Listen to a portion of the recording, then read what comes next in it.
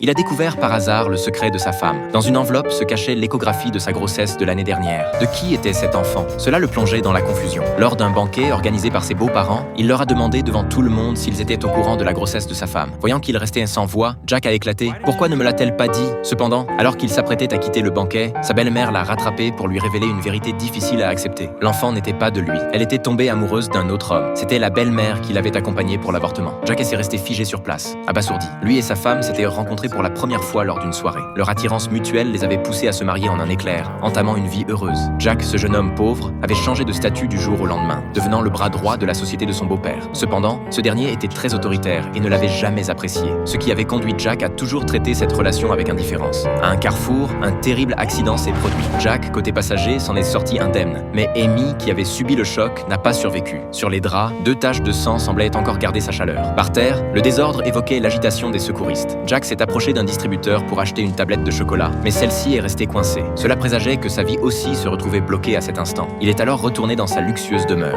Jack s'est enfin souvenu du réfrigérateur qui fuyait et dont Amy lui parlait tout le temps. Dans le frigo, il y avait un post-it lui rappelant de le réparer, mais comme d'habitude, il n'y avait pas prêté attention. Il s'était juste préparé quelque chose à manger pour calmer sa faim. Les souvenirs de sa femme lui revenaient en tête. Mais à présent, cette immense maison n'était plus que silence. Le lendemain, l'enterrement de sa femme a eu lieu comme prévu. Mais le plus effrayant, c'est qu'il n'a ressenti aucune tristesse. Jack se demandait s'il avait réellement aimé sa femme. Il s'est rendu dans la salle de bain et a essayé de se faire pleurer devant le miroir, mais en vain. Il est ensuite allé dans le bureau pour rédiger une lettre de réclamation à l'entreprise de chocolat, expliquant la situation. Et cette lettre allait changer sa situation de manière inattendue. Dans cette lettre, il a étrangement raconté son histoire avec sa femme. Ses sentiments subtils couchés sur le papier lui donnaient l'air d'un exutoire pour évacuer son stress. À la surprise générale dans l'entreprise, malgré cette terrible épreuve, Jack est venu travailler comme si de rien n'était. Sa secrétaire est venue lui présenter ses condoléances, mais il lui a juste demandé d'apporter les dossiers. Ce comportement inhabituel a fait comprendre à la secrétaire qu'il n'était pas dans son état normal. Il est même allé spontanément voir un inconnu pour lui dire qu'il n'aimait pas sa femme. L'homme, perplexe, lui a demandé ce qu'il ressentait maintenant. Mais Jack s'est immédiatement levé et a tiré le signal d'alarme.